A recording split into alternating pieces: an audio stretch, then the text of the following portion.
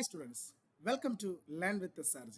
അപ്പോൾ നമ്മളിന്നിവിടെ നോക്കാൻ പോകുന്നത് നമ്മുടെ 2025 നമ്മുടെ SSC GD എക്സാമിൻ്റെ ഭാഗമായിട്ട് 2022 GD എക്സാമിന് ചോദിച്ചിട്ടുള്ള ജിക്കുമായി ബന്ധപ്പെട്ടുള്ള ഒരു മിക്സഡ് ക്വസ്റ്റ്യൻ. ഒരുപാട് പേര് എൻ്റെ അടുത്ത് പറഞ്ഞതാണ് എക്സാം റിലേറ്റ് ചെയ്ത് മിക്സഡ് PYQ ചെയ്യണമെന്ന്. അതുകൊണ്ട് തന്നെ 2022 ഒരു 25 മിക്സഡ് വെർഷനായിട്ടുള്ള ഒരു ക്വസ്റ്റ്യൻസ് ആണ് നമ്മളിവിടെ എടുത്തിട്ടുള്ളത്.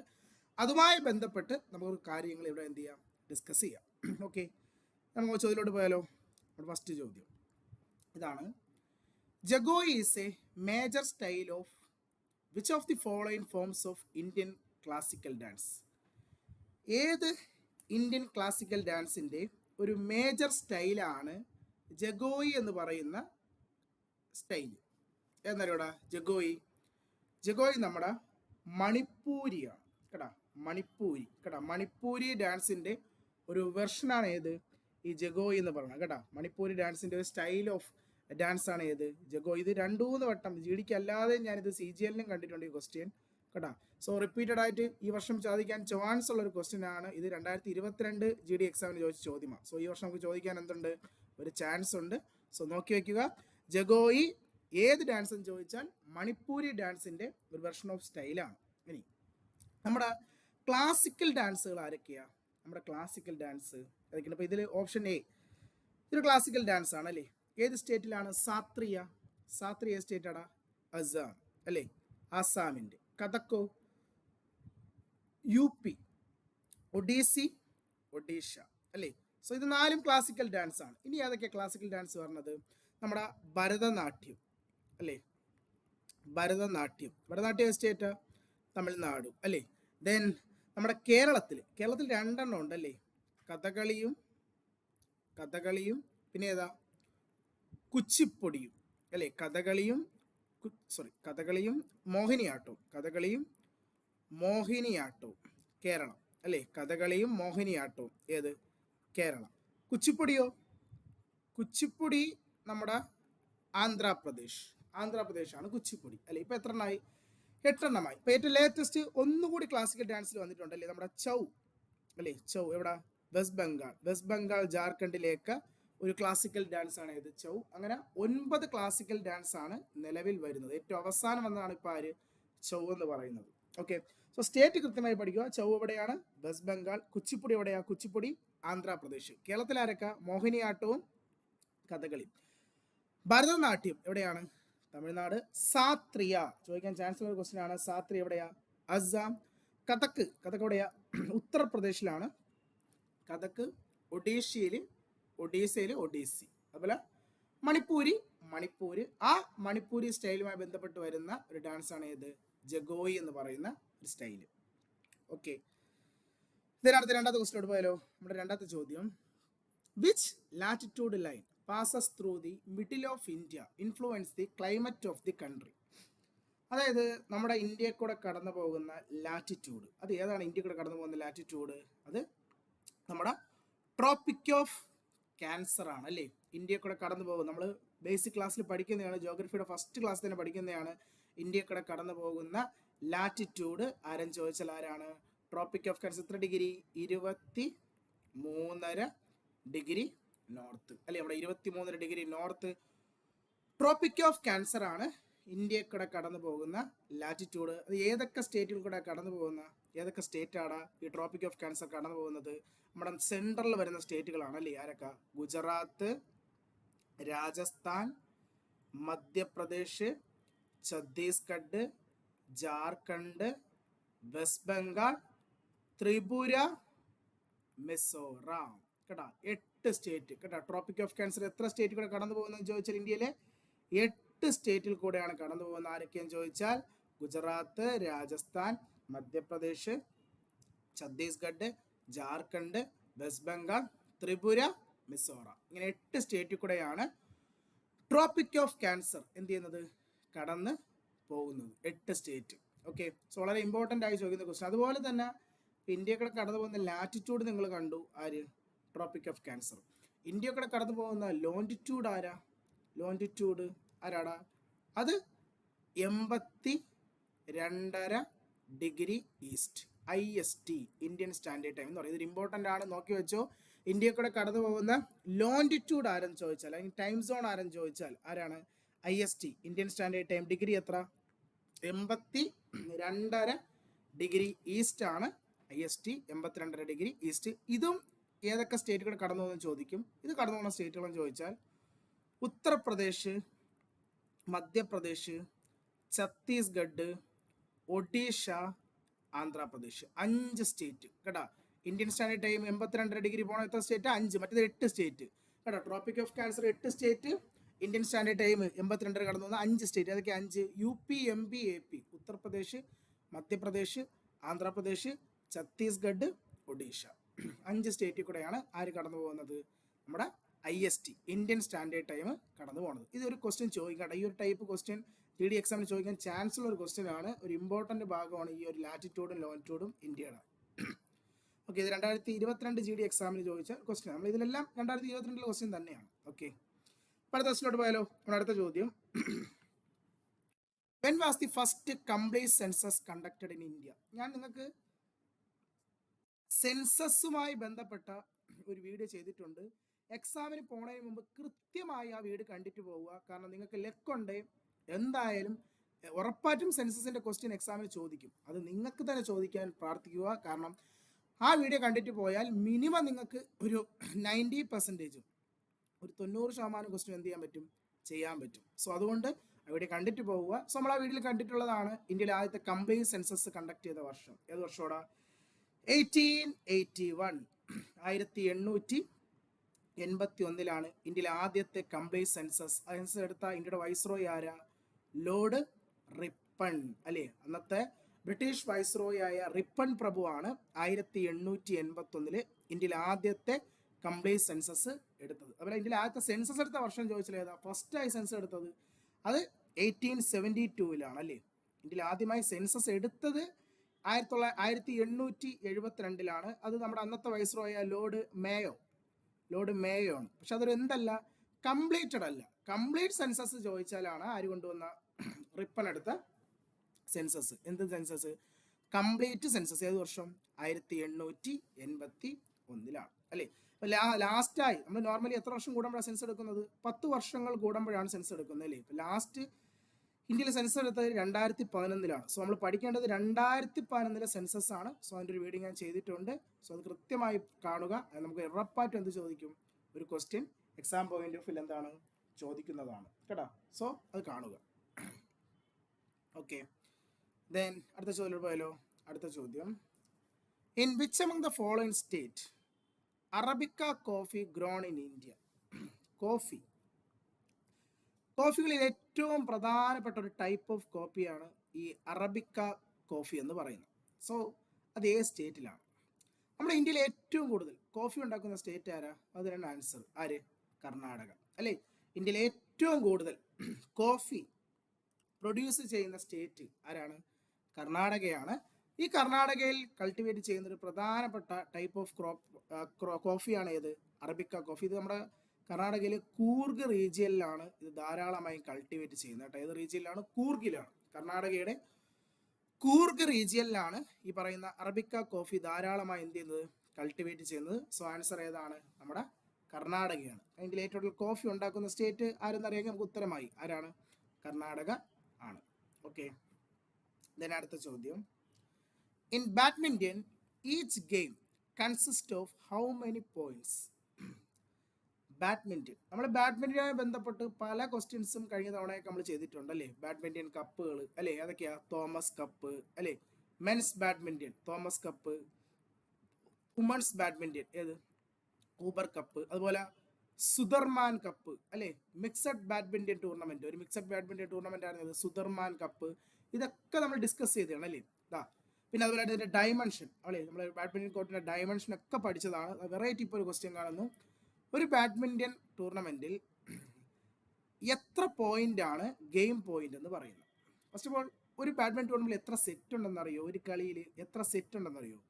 3 ഗെയിം സെറ്റ് ആണ് പറഞ്ഞത്. 3 ഗെയിം സെറ്റ്. അതിൽ ഓരോ സെറ്റിൻ്റെയും ഗെയിം പോയിന്റ്, അത് മാച്ച് പോയിന്റ്, വിന്നിംഗ് പോയിന്റ് എന്ന് പറയുന്നത് 21 ആണ്. സോ നമ്മുടെ ആൻസർ ഓപ്ഷൻ ബി കേട്ടോ.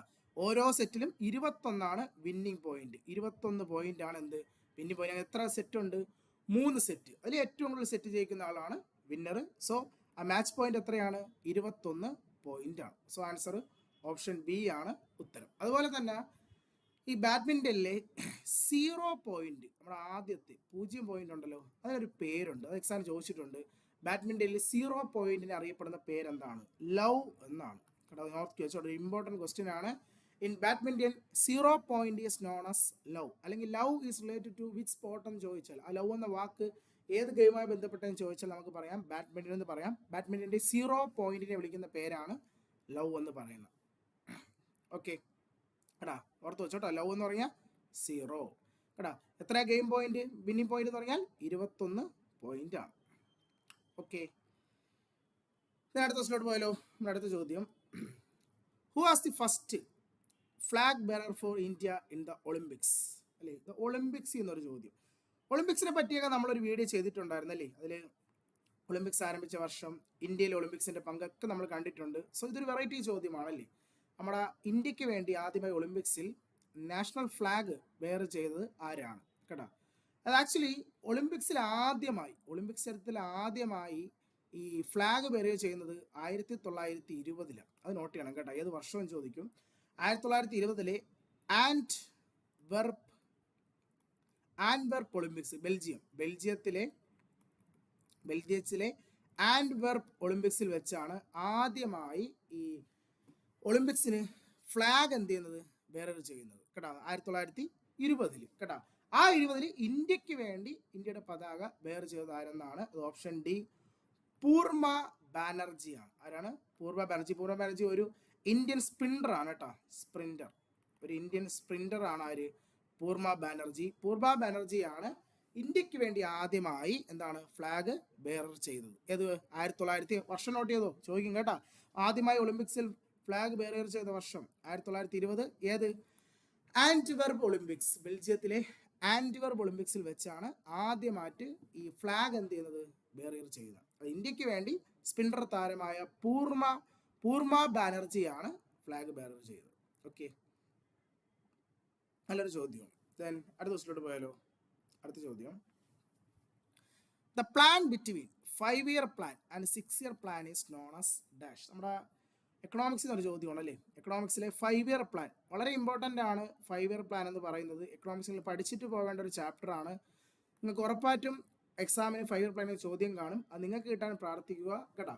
സോ അതിൽ ഏറ്റവും പ്രധാനപ്പെട്ട ഒരു സംവിധാനമാണ് ഈ 5th 5-year പ്ലാനും 6th 5-year പ്ലാനും ഇടയിലുള്ള ഒരു സംഭവം കേട്ടോ. ആക്ച്വലി ഈ 5-year പ്ലാൻ എന്ന് പറയുന്ന ഈ ഒരു ആശയം അല്ലേ, ഇത് കൊണ്ടുവരുന്നത് ആരാ? നമ്മുടെ കോൺഗ്രസ് പാർട്ടിയാണ് ഇത് കൊണ്ടുവരുന്നത് അല്ലേ.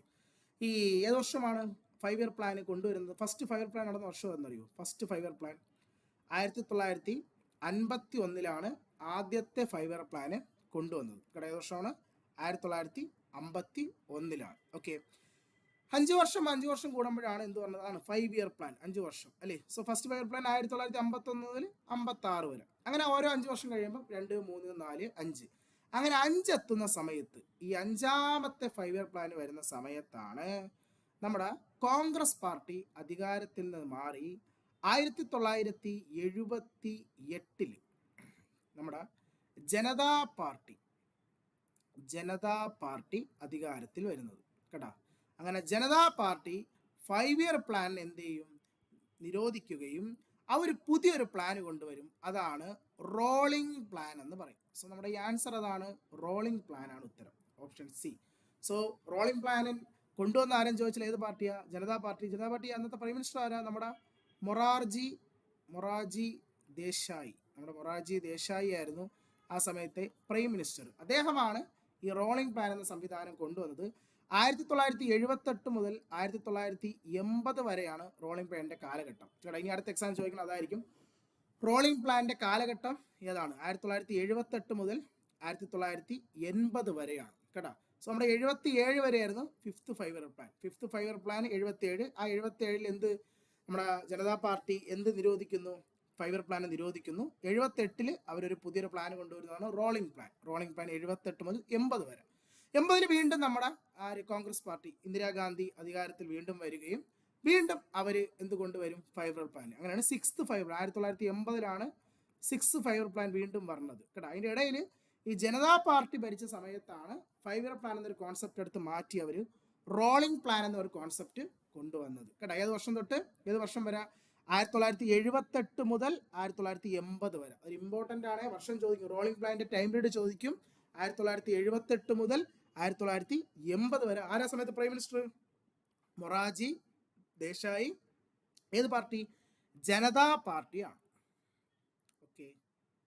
അതുപോലെ ആ 5 ഇയർ പ്ലാൻ ആരംഭിച്ച വർഷം 1951 ഫസ്റ്റ് 5 ഇയർ പ്ലാൻ ആരംഭിച്ചത്. ഓക്കെ. 5 ഇയർ പ്ലാൻ കൃത്യമായി പഠിക്കുക കേട്ടോ. ഒരു ക്വസ്റ്റ്യൻ ഉറപ്പായിട്ട് അവിടെ നിന്ന് കിട്ടും. ഓക്കെ. ദെൻ അടുത്ത ചോദ്യത്തോട് പോയാലോ? നമ്മുടെ അടുത്ത ചോദ്യം, name the state has the highest female literacy rate in India as per census 2010. നമ്മുടെ വീണ്ടും സെൻസസ് നമ്മൾ ഇത് ഡിസ്കസ് ചെയ്ത ചോദ്യമാണ് അല്ലേ. ലിറ്ററസി റേറ്റ് അല്ലേ, നമ്മുടെ ലിറ്ററസി റേറ്റ് വെച്ച് നോക്കിയാൽ ഇന്ത്യയിൽ ഏറ്റവും കൂടുതൽ ലിറ്ററസി ഉള്ള സ്റ്റേറ്റ് ആരാടാ? ഇന്ത്യയിൽ ഏറ്റവും കൂടുതൽ ലിറ്ററസി ഉള്ള സ്റ്റേറ്റ് നമ്മുടെ കേരളമാണ് അല്ലേ. ഇന്ത്യയിൽ ഏറ്റവും കൂടുതൽ ലിറ്ററസി റേറ്റ് കൂടിയ സ്റ്റേറ്റ് ആരാ? അത് കേരളമാണ്. ആ കേരളത്തിൽ തന്നെയാണ് ഫീമെയിൽ ലിറ്ററസിയും മെയിലും ഹയസ്റ്റ് അല്ലേ. നമ്മളിത് അന്ന് പഠിച്ചതാണ്, അത് പഠിച്ചൊരു ക്വസ്റ്റ്യൻ ആണ്. സെൻസസ് എന്ന ചാപ്റ്റർ പഠിച്ചത് കൃത്യമായിട്ട് എന്ത് ചെയ്യാൻ പറ്റും? അത് പഠിക്കാൻ പറ്റും. സോട്ടാ, ഇന്ത്യയിലെ ഏറ്റവും ഹയസ്റ്റ് ലിറ്ററസി റേറ്റ് കൂടിയ സ്റ്റേറ്റ് ആര്? കേരളമാണ്. അതുപോലെ തന്നെ മെയിൽ നോക്കിയാലും ഫീമെയിൽ നോക്കിയാലും ഇന്ത്യയിലെ ഏറ്റവും ഹയസ്റ്റ് മെയിൽ ലിറ്ററസി റേറ്റ് നോക്കിയാലും ഹയസ്റ്റ് ഫീമെയിൽ ലിറ്ററസി റേറ്റ് നോക്കിയാലും അതുമാതിരി തന്നെയാണ്, കേരളം തന്നെയാണ്. So answer option B, Kerala കേട്ടോ. Highest female literacy. ഇനി ഫീമെയിൽ ഒരു മെയിൽ ആയിരുന്നെങ്കിലും കേരളം തന്നെയാണ്. ഇനി ഒന്നുമല്ല, highest literacy rate in India എന്ന് ചോദിച്ചാലും കേരളം തന്നെയാണ്. സോ ലിറ്ററസി റേറ്റ് ചോദിച്ചാൽ സ്റ്റേറ്റിൽ ഇന്ത്യയിൽ ഏറ്റവും ഹയസ്റ്റ് ആര് തന്നെ? അത് മെയിലോ ഫീമെയിലോ ഇങ്ങനെ ചോദിച്ചാലും ആര് തന്നെയാണ്? കേരളം തന്നെയാണ്. സോ സെൻസസ് പഠിക്കട്ടോ, ഉറപ്പായിട്ട് സെൻസസ് നിങ്ങൾക്ക് എന്ത് കിട്ടും? ക്വസ്റ്റ്യൻ ചോദിക്കും, കൃത്യമായി എന്ത് ചെയ്യുക? അത് പഠിച്ചു വെക്കുക. ഓക്കെ. പിന്നെ അടുത്ത ചോദ്യം, Tamil Nadu coastal get A large portion of its rain during dash and dash. ഏതൊക്കെ മാസങ്ങളിലാണ് തമിഴ്നാട് കോസ്റ്റിൽ ഏറ്റവും കൂടുതൽ മഴ ലഭിക്കുന്നത്? നമ്മുടെ ഈ തമിഴ്നാട് കോസ്റ്റലിന് ഒരു പേരുണ്ടല്ലേ. നമ്മുടെ തമിഴ്നാട് കോസ്റ്റലിൻ്റെ പേരാണ് കോറമാൻഡൽ കോസ്റ്റൽ എന്ന് പറയും അല്ലേ. ഏത് കോസ്റ്റലാണ്? കോറമാൻഡൽ കോസ്റ്റൽ അല്ലേ. ഈ കോറമാൻഡൽ കോസ്റ്റലിലൊക്കെ മഴ കിട്ടുന്നത് ഏത് മാസത്തിലാണ്? സോ നമുക്കറിയാം, തമിഴ്നാട് കോസ്റ്റൽ കോറമാൻഡൽ കോസ്റ്റലിൽ മഴ ലഭിക്കുന്ന മാസം എന്ന് പറയുന്നത് നമ്മുടെ എസ്പെഷ്യലി ഏത് മഴയാണ്? നമ്മുടെ നോർത്ത് ഈസ്റ്റ് മൺസൂൺ ആണ് അവർക്ക് ലഭിക്കുന്നത് അല്ലേ. ഏത് മൺസൂണാണ്? North east. നോർത്ത് ഈസ്റ്റ് ഏത് മാസം മുതൽ ഏത് മാസം വരിക? ഒക്ടോബർ നവംബർ മാസങ്ങളിൽ ഇന്ത്യയിൽ ലഭിക്കുന്ന മഴയാണ് ഏത്? നോർത്ത് ഈസ്റ്റ് മൺസൂൺ അല്ലേ. കാരണം നമുക്കറിയാം മൺസൂൺ രണ്ടെണ്ണം ഉണ്ട്. ഏതൊക്കെ? സൗത്ത് വെസ്റ്റ് മൺസൂണും ഉണ്ട്, നോർത്ത് ഈസ്റ്റും ഉണ്ട്. സൗത്ത് വെസ്റ്റ് ഏത് മാസം മുതൽ? നമ്മുടെ ജൂൺ മുതൽ സെപ്റ്റംബർ മാസം വരെ ഇന്ത്യയിൽ ലഭിക്കുന്ന മഴ ലഭിക്കുന്ന സമയമാണ് ഏത്? സൗത്ത് വെസ്റ്റ് മൺസൂൺ അല്ലേ. നോർത്ത് ഈസ്റ്റ് എന്ന് പറഞ്ഞാൽ ഒക്ടോബർ നവംബർ മാസങ്ങളിൽ ഇന്ത്യയിൽ ലഭിക്കുന്ന മഴയാണ് നോർത്ത് ഈസ്റ്റ് അല്ലേ. ഇതിലിപ്പം സൗത്ത് വെസ്റ്റ് മൺസൂണിന്റെ മഴ ഏറ്റവും കിട്ടുന്ന സ്റ്റേറ്റ് നമ്മുടെ കേരളമാണ്. കേരളത്തിലാണ് ഏറ്റവും കൂടുതൽ സൗത്ത് വെസ്റ്റ് മൺസൂണിന്റെ മഴ ലഭിക്കുന്നത്. പക്ഷേ നോർത്ത് ഈസ്റ്റ് മൺസൂണിന്റെ മഴ ഏറ്റവും കൂടുതൽ കിട്ടുന്നത് തമിഴ്നാട്ടിലാണ്. തമിഴ്നാട്ട്. So answer option C, October November. നമ്മുടെ തമിഴ്നാട് കോസ്റ്റ് അല്ലേ. തമിഴ്നാട് കോസ്റ്റിൽ ഏറ്റവും കൂടുതൽ മഴ ലഭിക്കുന്ന മാസം ഒക്ടോബർ നവംബർ. ഏത് മൺസൂൺ? അടുത്ത മൺസൂൺ ചോദിക്കുക. ഏത് മൺസൂൺ? North east monsoon. ഏത് മൺസൂണാണ്? നോർത്ത് ഈസ്റ്റ് കേട്ടോ. സൗത്ത് വെസ്റ്റും നോർത്ത് ഈസ്റ്റ് മൺസൂൺ. ഓക്കെ. ഇതിനടുത്ത ചോദ്യം പോയാലോ? നമ്മുടെ അടുത്ത ചോദ്യം ആണ്, who among the following Gupta ruler was known as Indian Napoleon? Indian Napoleon എന്നറിയപ്പെടുന്ന ഗുപ്ത രാജാവ് ആരാണ്? ആരുന്നടാ ഇന്ത്യൻ നെപ്പോളിയൻ എന്നറിയപ്പെടുന്ന ഗുപ്ത രാജാവ്? ഇന്ത്യൻ നെപ്പോളിയൻ ആരാടാ? യെസ്, ഓപ്ഷൻ സി, സമുദ്രഗുപ്തൻ. സമുദ്രഗുപ്തനെയാണ് ഇന്ത്യൻ നെപ്പോളിയൻ എന്ന് വിശേഷിപ്പിക്കുന്നത്. ഇന്ത്യൻ നെപ്പോളിയൻ എന്നറിയപ്പെടുന്ന ഗുപ്ത രാജാവ് ആരാണ്? സമുദ്രഗുപ്തനാണ്. ആരാണ് ഈ ഗുപ്ത ഡൈനാസിയുടെ ഫൗണ്ടർ എന്നറിയോ? ഗുപ്തവംശത്തിന്റെ സ്ഥാപകൻ അത് ശ്രീഗുപ്തൻ എന്ന് പറയുന്ന രാജാവാണ് ഗുപ്തവംശത്തിന്റെ ഫൗണ്ടർ. അതായത് ആദ്യത്തെ കിങ് എന്ന് പറഞ്ഞ ഫസ്റ്റ് കിങ്, ആദ്യത്തെ രാജാവ് ആരാണ്? ശ്രീഗുപ്തനാണ്. ഇനി ഈ ഗുപ്ത എംപയറിലെ ആദ്യത്തെ എംപറർ ഫസ്റ്റ് കിങ്ങിന് പകരം ഫസ്റ്റ് എംബറർ ആണ് ചോദ്യമെങ്കിൽ ആദ്യത്തെ ചക്രവർത്തി ആരെന്ന് ചോദിച്ചാൽ അത് ചന്ദ്രഗുപ്ത ഒന്നാമൻ. ചന്ദ്രഗുപ്ത ഒന്നാമനാണ് ഗുപ്ത എംപയറിലെ ആദ്യത്തെ emperor. The first emperor of Gupta empire ആരാണ്? ചന്ദ്രഗുപ്ത ഒന്നാമൻ കേട്ടോ. ഫൗണ്ടർ ശ്രീഗുപ്തനും ഫസ്റ്റ് എംബറർ ചോദിച്ചാൽ ആരാണ്?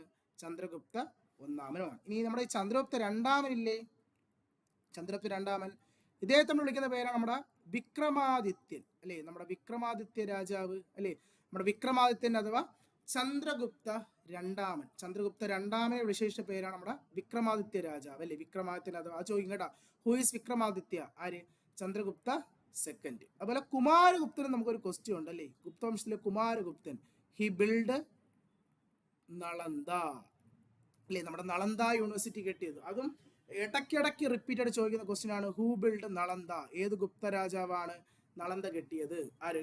കുമാരഗുപ്തൻ. കുമാരഗുപ്തനാണ് എന്ത് കെട്ടിയത്? നളന്ദ നിർമ്മിച്ചത്. പക്ഷെ ഇന്ത്യൻ നെപ്പോളിയൻ എന്നറിയപ്പെടുന്നത് ആരാടാ?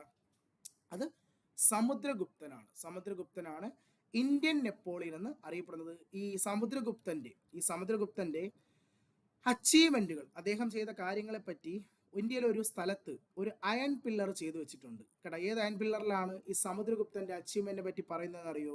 അതിന്റെ പേരാണ് പ്രയാഗ് പ്രശസ്തി എന്ന് പറയും. ഏതാണ്? പ്രയാഗ് പ്രശസ്തി. അഥവാ പ്രയാഗ് നമുക്ക് ഇങ്ങനെ പറയാം, അലഹബാദ് പില്ലർ ഇൻസ്ക്രിപ്ഷൻ എന്ന് പറയും കേട്ടോ. ഏതാണ്? അലഹബാദ് പില്ലർ. അലഹബാദ് പറഞ്ഞാൽ നമ്മുടെ ഇന്നത്തെ പ്രയാഗ്രാജ് അല്ലെ, പ്രയാഗ്രാജ് ആണ് പ്രയാഗ് പ്രശസ്തി. അലഹബാദിൽ ഒരു അയൺ പില്ലർ ഉണ്ട്. ആ അയൺ പില്ലറിലാണ് ആരുടെ അച്ചീവ്മെന്റുകൾ? ഇന്ത്യൻ നെപ്പോളിയൻ എന്നറിയപ്പെടുന്ന സമുദ്രഗുപ്തന്റെ അച്ചീവ്മെന്റുകൾ എഴുതി വെച്ചിരിക്കുന്നത്. അതാണ് കമ്പോസ് ചെയ്ത്. അതും ചോദിച്ചിട്ടുണ്ട്. Who composed Allahabad pillar inscription? ആരാണ് അലഹബാദ് പില്ലർ ഇൻസ്ക്രിപ്ഷൻ കമ്പോസ് ചെയ്ത? അതിന്റെ പേരാണ് ഹരിസേന എന്ന് പറയും. ഹരിസേന എന്ന് പറയുന്ന കവി കേട്ടാ. നമ്മുടെ സമുദ്രഗുപ്തന്റെ കോർട്ട് പോയിട്ടാണ് ഹരിസേന. ഹരിസേനയാണ് ഈ അയൺ പില്ലർ തയ്യാറാക്കിയിരിക്കുന്നത് കേട്ടോ. ഇത് എഴുതി തയ്യാറാക്കിയിരിക്കുന്നത് ആരാണ്? അലഹബാദ് പ്രശസ്തി എഴുതിയത് ആരെന്ന് ചോദിച്ചാൽ ഓതർ ആരാടാ? ഹരിസേനയാണ്. അതിൽ പറയുന്നത് ആരുടെ അച്ചീവ്മെന്റുകളാ? സമുദ്രഗുപ്തന്റെ അച്ചീവ്മെന്റിനെ പറ്റിയാണ് പറയുന്നത്. ഓക്കെ, ഇതിനടുത്ത സ്ലോട്ട് പോയാലോ? നമ്മുടെ അടുത്ത ചോദ്യം, radio broadcasting started in India in 1923 by the. നമ്മുടെ ഇന്ത്യയിൽ 1923 റേഡിയോ ബ്രോഡ്കാസ്റ്റിംഗ് ആരംഭിച്ചത്. അത് ഏത് ക്ലബ്ബാണ് ആരംഭിച്ചതെന്നാണ് ചോദ്യം. ഏത് ക്ലബ്ബ് എന്നറിയോടാ? അത് option C, radio club of Bombay. നമ്മുടെ റേഡിയോ ക്ലബ് ഓഫ് ബോംബെ ആണ് 1923 ഇന്ത്യയിൽ എന്ത് സ്റ്റാർട്ട് ചെയ്യുന്നത്? റേഡിയോ ബ്രോഡ്കാസ്റ്റിംഗ് ആരംഭിക്കുന്നു. നമ്മുടെ ഈ റേഡിയോ ബ്രോഡ്കാസ്റ്റിംഗ് നമ്മുടെ പ്രധാന സ്ഥാപനമാണ് നമ്മുടെ ഏതെന്ന് പറയുന്നത് ആകാശവാണി അല്ലേ. നമ്മുടെ ആകാശവാണി എന്നാ രൂപീകരിച്ചതെന്നറിയോ?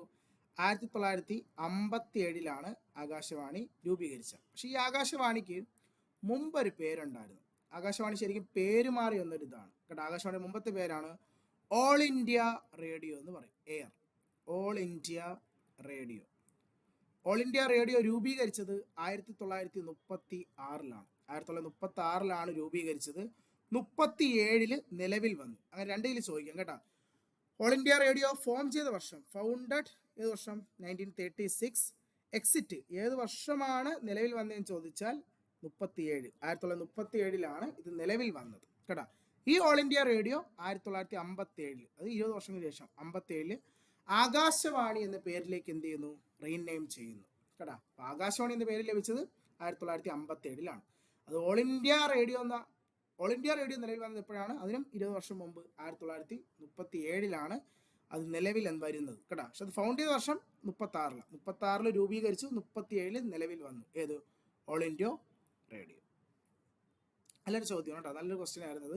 ഓക്കെ, ദെൻ അടുത്ത ചോദ്യം, which among the following festival marks the menstruation period of the goddess Kamakhya in Assam? നമ്മളിത് ഞങ്ങൾക്ക് ടെമ്പിൾസ് എന്നൊരു വീഡിയോ ചെയ്തിട്ടുണ്ടായിരുന്നു, ടെമ്പിൾസ് ഇൻ ഇന്ത്യ. അത് നമ്മൾ ഡിസ്കസ് ചെയ്ത ഒരു ക്ഷേത്രമാണ് നമ്മുടെ കാമാഖ്യ, ആസാമിലെ ഗുവാഹത്തിയിൽ അല്ലെ. നമ്മുടെ ആസാമിലെ ഗുവാഹത്തിയിൽ നമ്മുടെ ഏത് റിവർ? ഗുവാഹത്തിലെ റിവർ ആരാ? നമ്മുടെ ബ്രഹ്മപുത്ര അല്ലേ. നമ്മുടെ ബ്രഹ്മപുത്ര നദിയിൽ അല്ലേ കരയിലിരിക്കുന്ന ക്ഷേത്രമാണ് കാമാഖ്യ. ആ കാമാഖ്യ ക്ഷേത്രത്തിൽ നടക്കുന്ന ഫെസ്റ്റിവൽ ഏതാണ്? നമ്മൾ പഠിച്ചിട്ടുള്ളതാണ്. ഓപ്ഷൻ ഡി, അംബുബാച്ചി മേള. ഞാൻ പറഞ്ഞു തന്നിട്ടുള്ളതാണ്. ആ ഒരു വീഡിയോയിലും പ്രീവിയസ് നമ്മൾ ഈ ക്വസ്റ്റ്യൻ ചെയ്തിട്ടുണ്ടല്ലേ. അംബുബാച്ചി മേള എവിടുത്തെ ഫെസ്റ്റിവലും ചോദിക്കും. ആസാമിലെ ഫെസ്റ്റിവൽ. ആസാമിലെ ഏത് ക്ഷേത്രത്തിൽ? കാമാഖ്യ ക്ഷേത്രം. കാമാഖ്യയിലെ ഫെസ്റ്റിവലാണ് കേട്ടോ. ഒരുപാട് വട്ടം ചോദിച്ചുള്ള ക്ഷേത്രമാണ് ഈ കാമാഖ്യ. ഇനിയും ചോദിക്കാം. സോ ഒരു ഇമ്പോർട്ടൻ്റ് ആണ് കാമാഖ്യ ക്ഷേത്രം. അസാം, ഏ സിറ്റി, ഗുവാഹത്തി, ഏത് റിവർ? ബ്രഹ്മപുത്ര കരയിലാണ് കാമാഖ്യ. അവിടെ നടക്കുന്ന ഫെസ്റ്റിവലാണ് ഏത്? അംബുബാച്ചി മേള എന്ന് പറയുന്നത്. ഓക്കെ, അടുത്ത ക്വസ്റ്റിലോട്ട് പോയാലോ. അടുത്ത ചോദ്യം, Makar Sankranti is celebrated as Pedda Panduga in which of the following state? ഞാൻ നിങ്ങൾക്ക് ഫെസ്റ്റിവൽസ് ഇൻ ഇന്ത്യ എന്നൊരു വീഡിയോ ചെയ്തിട്ടിട്ടുണ്ട്. കണ്ടിട്ടുള്ളവർക്ക് ഈ ക്വസ്റ്റ്യൻ ചെയ്യാൻ പറ്റും അല്ലേ. പാർട്ട് 1 ഉണ്ട്, അതിൻ്റെ പാർട്ട് 2 ഉണ്ട്. സോ അതിൻ്റെ പാർട്ട് 2 നമ്മൾ ചെയ്തൊരു വീഡിയോ ഉണ്ട്, മകരസംക്രാന്തി ഫെസ്റ്റിവൽസ് എന്ന് പറയും അല്ലേ. മകരസംക്രാന്തി എന്ന് പറഞ്ഞാൽ എപ്പോഴാണ്? നമ്മുടെ ജനുവരി 14, 15 ആ സമയത്ത് അല്ലേ. നമ്മുടെ മകരവിളക്ക്, നമ്മുടെ കേരളത്തിൽ മകരവിളക്ക് സമയത്ത് നടക്കുന്ന ഒരു ഓൾ ഇന്ത്യ ഫെസ്റ്റിവലാണ് ഏത്? ഈ മകരസംക്രാന്തി എന്ന് പറയുന്നത്. ആ മകരസംക്രാന്തി പെഡ പടുങ്ക എന്ന പേരിൽ ഏത് സ്റ്റേറ്റിൽ അറിയപ്പെടുന്നു? നമ്മൾ അന്ന് പഠിച്ചതാണ്. പല സ്റ്റേറ്റിലും പല പേരാണല്ലേ. ഇപ്പം കേരളത്തിൽ മകരവിളക്ക് എന്നാണ് പേര് അല്ലേ. പക്ഷേ നമ്മുടെ പഞ്ചാബിൽ എന്തായിരുന്നു? പഞ്ചാബിൽ ലോഹറി ഫെസ്റ്റിവൽ എന്നാണ് പഞ്ചാബിൽ അറിയപ്പെട്ട മകരസംക്രാന്തി. നമ്മുടെ മാഗി സാജി എന്ന പേരിലാണ് ഹിമാചൽ പ്രദേശിൽ അറിയപ്പെട്ടത് അല്ലേ. അതുപോലെ തന്നെ നമ്മുടെ ഇവിടെ ഗുജറാത്തിൽ എന്തായിരുന്നു? ഉത്തരായൻ എന്ന പേരിലാണ് ഗുജറാത്തിൽ എന്തറിയപ്പെട്ടത്? മകരസംക്രാന്തി. അതുപോലെ ആസാമിൽ ഏതാ? മാഗ് ബീഹു അല്ലേ. ബീഹു തന്നെ. ഏത് ബീഹു? 3 ടൈപ്പ് ബീഹു ഉണ്ടെന്നൊക്കെ അവിടെ പഠിച്ചാണല്ലേ. അതിൽ ജനുവരിയിൽ ഏത് ബീഹു? മാഗ് ബീഹു ഇവിടെ ആസാമിൽ അല്ലേ. അപ്പൊ അതിൽ ഏത് സ്റ്റേറ്റിൽ മകരസംക്രാന്തി പേരാണ്? പെഡ പടുങ്ക. ഇതും ഞാൻ അവിടെ പഠിപ്പിച്ചെന്ന സാധനമാണ്. പെഡ പടുങ്ക ഇവിടെ ആന്ധ്രാപ്രദേശിൽ അറിയപ്പെടുന്ന പേര്. ആന്ധ്രാപ്രദേശിൽ മകരസംക്രാന്തി അറിയപ്പെടുന്ന പേരാണെന്ത്? പെഡ പടുങ്ക. ഇത് പഠിച്ചതാണ്. നിങ്ങൾ ആ വീഡിയോ കണ്ടിട്ടുള്ള ഒരാൾക്ക് ഉറപ്പായിട്ട് ക്വസ്റ്റ്യൻ എന്ത് ചെയ്യാൻ പറ്റും? ആൻസർ ചെയ്യാൻ പറ്റും കേട്ടോ. അതിനുവേണ്ടിയാണ് ഞാൻ ഫെസ്റ്റിവൽസ് ചെയ്തത്. ഉറപ്പായിട്ടും DD എക്സാമിന് പോകുന്നതിന് മുമ്പ് ഫെസ്റ്റിവൽസും സെൻസസും ടെമ്പിൾസിൻ്റെ ഒക്കെ സ്ട്രാറ്റജിക്ക് വീഡിയോ എന്ത് ചെയ്യുക? കണ്ടിട്ട് പോകുക കേട്ടോ. ഉറപ്പായിട്ടും അവിടെ നിന്ന് എന്ത് കിട്ടും? ക്വസ്റ്റ്യൻ കിട്ടും. ഓക്കെ, സോ ഡിസ്കസ് ചെയ്തൊരു ചോദ്യമാണ്. ഓക്കെ, അതുപോലെ മകരസംക്രാന്തി ഈ പറഞ്ഞ ഫെസ്റ്റിവലൊക്കെ പഠിക്കണം കേട്ടോ. ചിലപ്പോൾ ഈ വർഷം പഞ്ചാബിൻ്റെ ലോഹറി ആയിരിക്കാം, അല്ലെങ്കിൽ മാഗി സാജി ആയിരിക്കാം, ഉത്തരായനായിരിക്കാം, അല്ലെങ്കിൽ മാഗ് ബീഹു ആയിരിക്കാം. ഏതെങ്കിലും ചോദിക്കാം. സോ കൃത്യമായി എന്ത് ചെയ്യുക? ആ വീഡിയോ കണ്ട് നോട്ട് ഉണ്ടാക്കി പഠിക്കുക. ഓക്കെ, അടുത്ത ക്വസ്റ്റ്യൻ പോയാലോ. അടുത്ത ചോദ്യം, which of the following player was the highest scorer in the final match of cricket world cup 1983? Yes, നമ്മുടെ സ്പോർട്സിലൊരു ചോദ്യം അല്ലേ. നമ്മുടെ വേൾഡ് കപ്പ് 1983 അല്ലേ. 1983 വേൾഡ് കപ്പ് എന്താ? ഇന്ത്യ കപ്പടിച്ച വർഷമാണ് അല്ലേ. ഇന്ത്യ വേൾഡ് കപ്പ് നേടിയ ആദ്യമായി ഇന്ത്യ വേൾഡ് കപ്പ് നേടിയ വർഷമാണ് 1983. നമ്മുടെ ക്യാപ്റ്റൻ കപിൽ ദേവ് അല്ലേ. കപിൽ ദേവ് ആയിരുന്നു നമ്മുടെ ക്യാപ്റ്റൻ അല്ലേ. നമ്മുടെ ചോദ്യം അതല്ല. നമ്മുടെ ചോദ്യം, അന്ന് ഫൈനൽ മാച്ചിൽ ആക്ച്വലി ആ ഫൈനൽ മാച്ച് ആരൊക്കെ തമ്മിലെന്നറിയോ? ഇന്ത്യയും ആരും തമ്മിലായിരുന്നു ആ match? India vs west Indies ആയിരുന്നു അല്ലേ. ഇന്ത്യയും വെസ്റ്റ് ഇൻഡീസും തമ്മിലായിരുന്നു ആ ഒരു ഫൈനൽ മാച്ച്. ഫൈനൽ മാച്ചിൽ ഇന്ത്യക്ക് വേണ്ടി ഏറ്റവും കൂടുതൽ റൺ സ്കോർ ചെയ്ത വ്യക്തി ആണ് ചോദ്യം.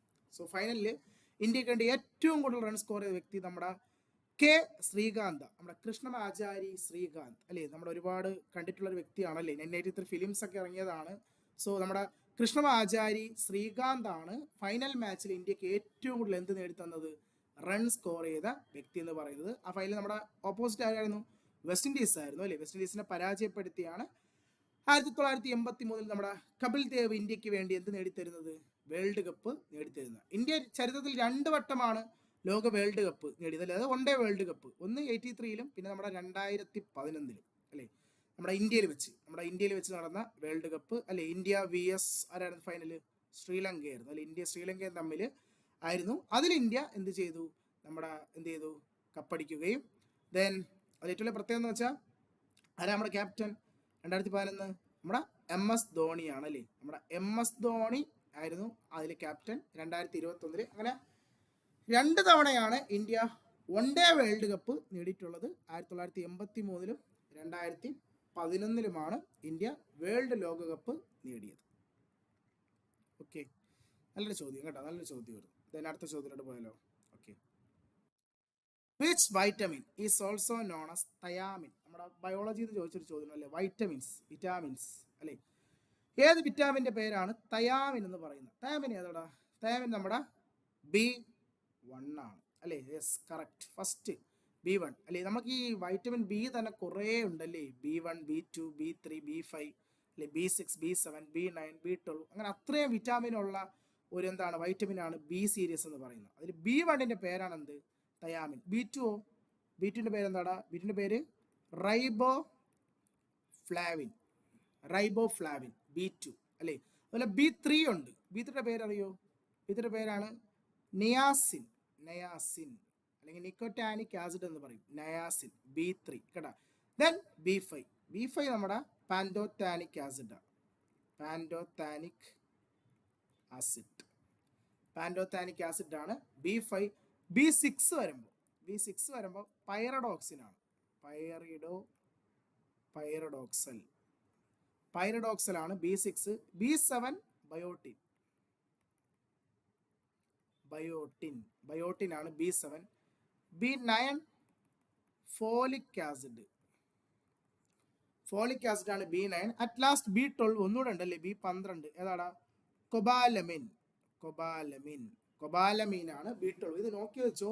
ഒരു പക്ഷേ വിറ്റാമിൻ ഏതെങ്കിലും ക്വസ്റ്റ്യൻ ഇതവണ ചോദിച്ചതിൽ ഏതെങ്കിലും ഒരു വിറ്റാമിൻ ബിയിൽ ഏതെങ്കിലും സീരിയസ് ആയിരിക്കും ചോദിക്കുന്ന നോക്കി വെക്കുക. B1 എന്താ? B1 thiamine. B2 riboflavin. B5 B3 niacin. B5 ഏത്? Pantothenic acid. B6 pyridoxal. B7 biotin.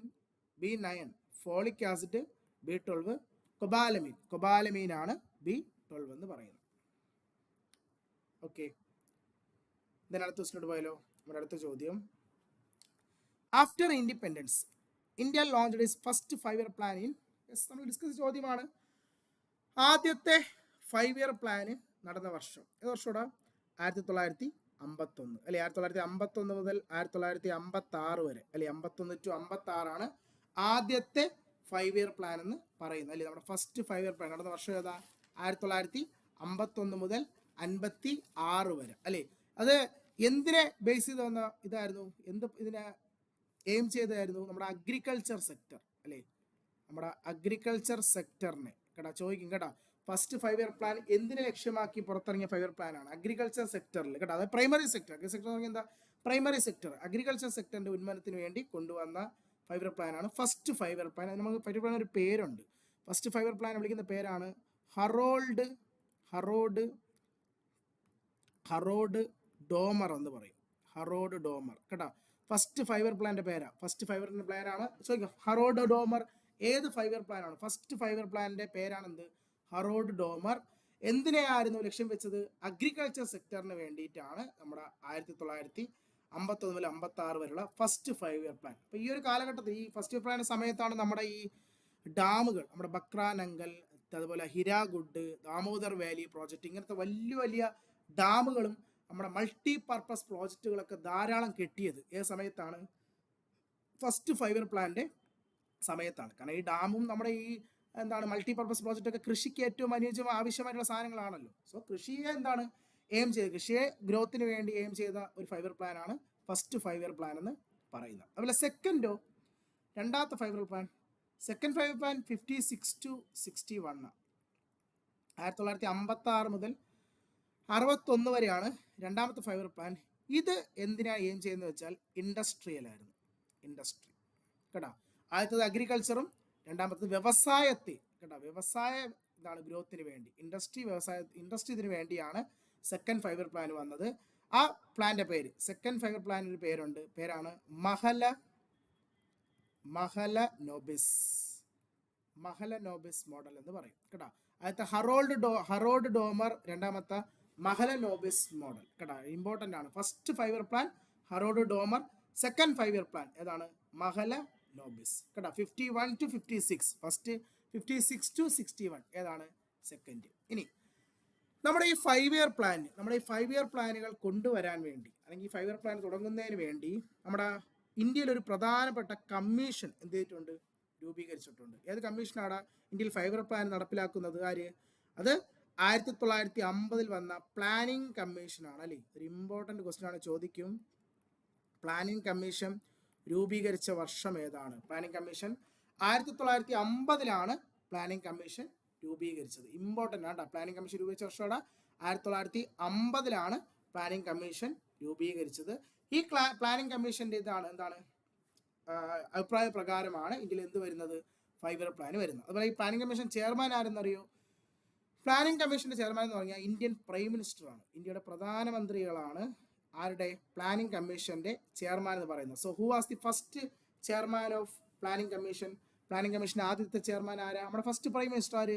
Jawaharlal Nehru. നമ്മുടെ ജവഹർലാൽ നെഹ്റു ആണ് പ്ലാനിംഗ് കമ്മീഷൻ്റെ ആദ്യത്തെ എന്ത് പറയുന്നത് ചെയർമാൻ എന്ന് പറയുന്നത്. സോ ഇന്ത്യൻ പ്രൈം മിനിസ്റ്റർ ആണ് പ്ലാനിംഗ് കമ്മീഷൻ്റെ എന്താണ് ചെയർമാൻ. ഏത് വർഷം? 1950 പ്ലാനിംഗ് കമ്മീഷൻ എന്ത് ചെയ്യുന്നത് നിലവിൽ വന്നത്. അതുപോലെ നമ്മുടെ ആദ്യത്തെ ഡെപ്യൂട്ടി ചെയർമാൻ, പ്ലാനിംഗ് കമ്മീഷൻ്റെ ആദ്യത്തെ ഡെപ്യൂട്ടി ചെയർമാൻ, അത് ഒരിക്കൽ ചോദിച്ചു കേട്ടോ, ആരാണ് പ്ലാനിംഗ് കമ്മീഷൻ്റെ ആദ്യത്തെ ഡെപ്യൂട്ടി ചെയർമാൻ? അത് നമ്മുടെ ഗുൽസാരിലാൽ നന്ദയാണ് കേട്ടോ. ഗുൽസാരിലാൽ നന്ദയാണ് പ്ലാനിംഗ് കമ്മീഷൻ്റെ ആദ്യത്തെ ഡെപ്യൂട്ടി ചെയർമാൻ. ചെയർമാൻ പ്രൈം മിനിസ്റ്ററായ ജവഹർലാൽ നെഹ്റുവും ഡെപ്യൂട്ടി ചെയർമാൻ ആരാണ്? ഗുൽസാരിലാൽ നന്ദയാണ് ആദ്യത്തെ ഡെപ്യൂട്ടി ചെയർമാൻ. ഓക്കെ, അതാണ് ഈ പ്ലാനിംഗ് കമ്മീഷൻ. ഇത് പ്രകാരമാണ് ഇന്ത്യയിൽ എന്ത് നടപ്പിലായിരുന്നത്? 5 ഇയർ പ്ലാൻ അല്ലേ. പക്ഷേ നമ്മുടെ 2014 അതായത് 1950 വന്ന പ്ലാനിംഗ് കമ്മീഷൻ 2014 നമ്മുടെ അന്നത്തെ പ്രൈം മിനിസ്റ്ററായ നരേന്ദ്രമോദി എന്ത് ചെയ്യും? പിരിച്ചുവിടും കേട്ടോ. അപ്പോൾ 2014 വരെ എന്തുള്ളൂ? പ്ലാനിംഗ് കമ്മീഷൻ ഉണ്ടായിരുന്നുള്ളൂ. 1950 തുടങ്ങി 2014 നമ്മുടെ പ്രൈം മിനിസ്റ്ററായ നരേന്ദ്രമോദി എന്തിനെ പിരിച്ചുവിട്ടു? പ്ലാനിംഗ് കമ്മീഷൻ പിരിച്ചുവിടുകയും 2015 ജനുവരി 1 അതിന് പകരമായി നമ്മുടെ പ്ലാനിംഗ് കമ്മീഷന് പകരമായി പുതിയൊരു സ്ഥാപനം വന്നു. അതാണ് ഏത്? നീതി ആയോഗ് കേട്ടോ. അപ്പൊ എന്തിനു മാറിയാണ് നീതി ആയോഗ് വന്നതെന്ന് ചോദിച്ചാൽ എന്തിനു മാറിയാണ് നീതി ആയോഗ് വരുന്നത്? പ്ലാനിംഗ് കമ്മീഷനെ മാറിയാണ് എന്ത് വരുന്നത്? നീതി ആയോഗ് വരുന്നത്. നീതി ആയോഗ് വന്ന വർഷം ചോദിക്കും കേട്ടോ. നീതി ആയോഗ് എന്ന വർഷം വന്നത്? ഏത് വർഷമാണ് നീതി ആയോഗ്? 2015 ജനുവരി 1 എന്ത് വരുന്നത്? നീതി ആയോഗ്. നീതി ആയോഗിന്റെ ചെയർമാൻ ആരുടെ? പ്രൈം മിനിസ്റ്ററാണ്. ഇന്ത്യൻ പ്രൈം മിനിസ്റ്ററാണ് എന്തിന്റെ? നീതി ആയോഗിന്റെ ചെയർമാൻ കേട്ടോ. പ്ലാനിംഗ് കമ്മീഷന്റെ ചെയർമാനും ഇന്ത്യൻ പ്രൈം മിനിസ്റ്ററാണ്. അത് മാറി വന്ന നീതി ആയോഗിന്റെ ചെയർമാനും ആരാണ്? ഇന്ത്യൻ. അപ്പം നിലവിൽ ഇപ്പോഴത്തെ നീതി ആയോഗ് ചെയർമാൻ ആരാ? ശ്രീമാൻ നരേന്ദ്രമോദി. നമ്മുടെ നരേന്ദ്രമോദി തന്നെയാണ് ഇപ്പോഴത്തെ നീതി ആയോഗിന്റെ എന്ത് പറയുന്നത് ചെയർമാൻ എന്ന് പറയുന്നത് കേട്ടോ. അതുപോലെ നിലവില് ഇപ്പോഴത്തെ CEO ആരെന്നറിയോ? നീതി ആയോഗിന്റെ. ഇപ്പോൾ ഇടയ്ക്ക് ഒരു എക്സാം ചോദിച്ചതാണ്. കാരണം CEO ഇപ്പം മാറി. 2020 മുതൽ CEO മാറി. ആരാണ് നീതി ആയോഗിന്റെ ഇപ്പോഴത്തെ CEO? ചെയർമാനാണ് മോദി. CEO ആരും ചോദിച്ചാൽ ആരെന്നറിയോ? ഇപ്പോഴത്തെ ചെയർമാൻ, ഇപ്പോഴത്തെ CEO BVR ഇൻഷലാണ്. BVR സുബ്രഹ്മണ്യമാണ് എന്തിന്റെ ചെയർമാൻ? എന്തിന്റെ CEO? നീതി ആയോഗിന്റെ CEO ആണ് കേട്ടോ. അല്ലാതെ ചെയർമാൻ അല്ല. Chairman prime മിനിസ്റ്ററാണ്. CEO നീതി ആയോഗിന്റെ ഇപ്പോഴത്തെ CEO ആരും ചോദിച്ചാൽ BVR സുബ്രഹ്മണ്യനാണ് നിലവിലെ നീതി ആയോഗിന്റെ CEO എന്ന് പറയുന്നത്. ഇപ്പൊ നീതി ആയോഗ് എന്നാ രൂപീകരിച്ചത്? 2015 ജനുവരി 1. എന്ത് മാറിയ നീതി ആയോഗ് വരുന്നത്? പ്ലാനിംഗ് കമ്മീഷൻ മാറിയാണ് നീതി ആയോഗ് വരുന്നത് കേട്ടോ. പ്ലാനിംഗ് കമ്മീഷൻ അഭിപ്രായ പ്രകാരമായിരുന്നു ഇന്ത്യയിൽ എന്ത് വന്നത്? 5 ഇയർ പ്ലാനുകൾ നിലനിന്നിരുന്നത്. ഓക്കെ, നല്ലൊരു ചോദ്യമാണ്. അടുത്ത ചോദ്യം പോയാലോ? അടുത്ത ചോദ്യം, which union territory has the highest sex ratio as press 2015 census? വീണ്ടും സെൻസസ് നമ്മൾ ഡിസ്കസ് ചോദ്യമാണ്. കൃത്യമായി ആൻസർ ചെയ്യാൻ പറ്റും. കാരണം ഈ ക്വസ്റ്റ്യൻ നമ്മൾ അവിടെ ചെയ്തതാണ് അല്ലേ. ഹയസ്റ്റ് സെക്സ് റേഷ്യോ ഉള്ള Indian union territory. First state ആരാ? സെക്സ് റേഷ്യോയിൽ ഏറ്റവും ഹയസ്റ്റ് സെക്സ് റേഷ്യോ ഉള്ള സ്റ്റേറ്റ് കേരളമാണ് അല്ലേ. കേരളത്തിന് സെക്സ് റേഷ്യോ എത്രയാ? 1084 ഫീമെയിൽ അല്ലേ. 1084 ഫീമെയിൽ പ്ലസ് 1000 മെയിൽ അല്ലേ. 1000 പുരുഷന്മാർക്ക് 1084 സ്ത്രീകൾ എന്ന കണക്കാണ് ആർക്ക്? കേരളത്തിന്. സോ സ്റ്റേറ്റ് ആയിരുന്നെങ്കിൽ ഇപ്പോൾ ക്വസ്റ്റ്യൻ എങ്കിൽ നമുക്ക് കേരളം പറഞ്ഞേനെ അല്ലേ. പക്ഷെ യൂണിയൻ ടെറിട്ടറി ആരടാ? യൂണിയൻ ടെറിട്ടറി നമ്മുടെ പുതുച്ചേരിയാണ് അല്ലേ. പുതുച്ചേരി. കാരണം നമ്മൾ ഈ ക്വസ്റ്റ്യൻ കണ്ടതാണ്. ആ ക്വസ്റ്റ്യൻ പുതുച്ചേരി എത്രയെന്നായിരുന്നു ചോദ്യം അല്ലേ. ഹയസ്റ്റ് സെക്സ് റേഷ്യോ ഉള്ള യൂണിയൻ ടെറിട്ടറി പുതുച്ചേരിയാണ്. പക്ഷെ അന്ന് എക്സാം ചോദിച്ചാൽ എന്താ നമ്പർ? എത്ര 1037 സ്ത്രീകൾ അല്ലേ. 1037 സ്ത്രീകൾ. എത്ര പുരുഷന്മാർക്ക്? 1000 പുരുഷന്മാർക്ക് അല്ലേ.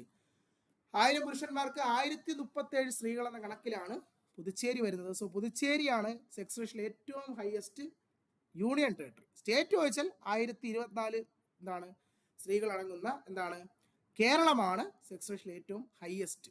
ഇനി ഇന്ത്യയുടെ സെക്സ് റേഷ്യോ എത്രയാ? ഇന്ത്യയുടെ 943/1000 അല്ലേ? 1000 പുരുഷന്മാർക്ക് 943 സ്ത്രീകൾ എന്ന നിലയിലാണ് ആരുടെ ഇന്ത്യയുടെ സെക്സ് റേഷ്യോ. ആ സെൻസ് നിങ്ങൾ ആ വീഡിയോ കണ്ടാൽ മതി, നിങ്ങൾക്ക് ഇത് എന്താണ് സെറ്റാണ്. ഞാൻ അതിലെല്ലാം ഈ പറഞ്ഞ ക്വസ്റ്റ്യൻ എല്ലാം നമ്മൾ ഡിസ്കസ് ചെയ്തിട്ടുണ്ട്. സോ അത് കണ്ടിട്ടുള്ളവർക്ക് ഈ ക്വസ്റ്റ്യൻ ഉറപ്പായിട്ട് ഇപ്പോൾ ചെയ്യാൻ പറ്റി കാണും.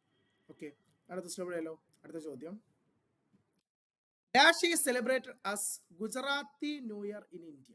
ഗുജറാത്തി ന്യൂ ഇയർ, യെസ്, ഒരുപാട് പാറ്റേൺ നമ്മൾ കണ്ടിട്ടുള്ള ഒരു ക്വസ്റ്റ്യൻ ആണ് ഈ ന്യൂ ഇയർ എന്ന് പറയുന്നത് അല്ലേ. കുറേ ക്വസ്റ്റ്യൻ നമ്മൾ കണ്ടു. ഈ ഓപ്ഷനിൽ കിടക്കുന്നതും അങ്ങനത്തെ ഒക്കെ തന്നെയാണല്ലേ. ഏതൊക്കെയാടാ ന്യൂ ഇയേഴ്സ്? ഉഗാദി, എവിടുത്തെ ന്യൂ ഇയർ? ഉഗാദി നമ്മുടെ തെലുങ്ക് ന്യൂ ഇയർ എന്ന് പറയും അല്ലേ. തെലുങ്ക് ന്യൂ ഇയർ അല്ലേ. നമ്മുടെ തെലുങ്കാന, ആന്ധ്രാപ്രദേശ്, കർണാടക ഈ റീജിയന്റെ ഒക്കെ ന്യൂ ഇയറിനെ വിളിക്കുന്ന പേരാണ് എന്ത്? ഉഗാദി എന്ന് പറയും, തെലുങ്ക് ന്യൂ ഇയർ എന്ന് പറയും. ഓക്കെ, തെലുങ്കാന, ആന്ധ്ര, കർണാടക. ഇനി വിഷു ന്യൂ ഇയർ ആരുടെ? കേരളത്തിന്റെ അല്ലേ, നമ്മുടെ കേരള ന്യൂ ഇയർ, കേരളത്തിന്റെ ന്യൂ ഇയർ ആണ് ആര്? വിഷു എന്ന് പറയുന്നത്. അടുത്ത് ഓപ്ഷൻ സി, ബെസ്തുവരാസ് ആണ് ഗുജറാത്തി ന്യൂ ഇയർ. ഗുജറാത്തിന്റെ ന്യൂ ഇയർ എന്നറിയപ്പെടുന്നത് ആരാണ്? ബെസ്തുവരാസ്. ഓപ്ഷൻ സി, ബെസ്തുവരാസ് ആണ് ഗുജറാത്തിന്റെ ന്യൂ ഇയർ എന്ന് പറയുന്നത്. അതുപോലെ ലോസറുടെ ന്യൂ ഇയറാ ടിബറ്റൻ ന്യൂ ഇയർ അല്ലേ. ടിബറ്റിന്റെ ന്യൂ ഇയർ എന്നറിയപ്പെടുന്നു. ടിബറ്റൻ ന്യൂ ഇയർ ആരാടാ? ലോസറിനെയാണ് ടിബറ്റൻ ന്യൂ ഇയർ എന്ന് വിശേഷിപ്പിക്കുന്നത്. ടിബറ്റൻ ന്യൂ ഇയർ ആരാണ്? ലോസറാണ്. അതുപോലെ ആസാം ന്യൂ ഇയർ ഉണ്ടല്ലോ. ആരാണ് ആസാം ന്യൂ ഇയർ? ഇതിൻ്റെയൊക്കെ നമ്മൾ ഈ പറഞ്ഞ ന്യൂ ഇയറിൻ്റെ ഒക്കെ എന്താണ് വീഡിയോസ് നമ്മൾ ആ ഫെസ്റ്റിവൽ എന്തെങ്കിലും ചെയ്തിട്ടുണ്ട്. ആസാം ന്യൂ ഇയർ ആടാ? ആസാം ന്യൂ ഇയർ ബൊഹാഗ് ബിഹു ആണല്ലേ. ബൊഹാഗ് ബിഹു അല്ലേ. മറ്റേ മകരസംക്രാന്തി മാഘ് ബിഹു അല്ലേ, ജനുവരിയിൽ. ഇതിപ്പോൾ ഏത് മാസമാണ് ഈ ന്യൂ ഇയർ എന്ന് പറഞ്ഞാൽ? നമ്മുടെ ഏത് മാസമാണ് ഇതൊക്കെ നമ്മുടെ ഏപ്രിലാണല്ലേ. ശ്രദ്ധിക്കണം കേട്ടാ. ന്യൂ ഇയർ കേട്ടാ. ഈ ന്യൂ ഇയർ എന്ന് പറയുന്നത് അത് നമ്മുടെ ശകവർഷത്തിലെ ചൈത്ര മാസം. ന്യൂ ഇയർ വരുന്ന എപ്പോഴാണ്? ഏപ്രിൽ. കാരണം വിഷു നമുക്കറിയാലോ, വിഷു എപ്പോഴാണ്? ഏപ്രിലാണല്ലോ. സോ ഏപ്രിലാണ് ഈ പറഞ്ഞ എല്ലാ ഫെസ്റ്റിവലും വരുന്നത്. നമ്മൾ ഈ കാണുന്ന ഫെസ്റ്റിവലൊക്കെ എന്താണ്? ഏപ്രിൽ മാസത്തിലാണ് കേട്ടോ. സോ ആസാമിന്റെ ഏപ്രിൽ മാസത്തിലെ ന്യൂ ഇയറിനെ വിളിക്കുന്ന പേരാണെന്ത്?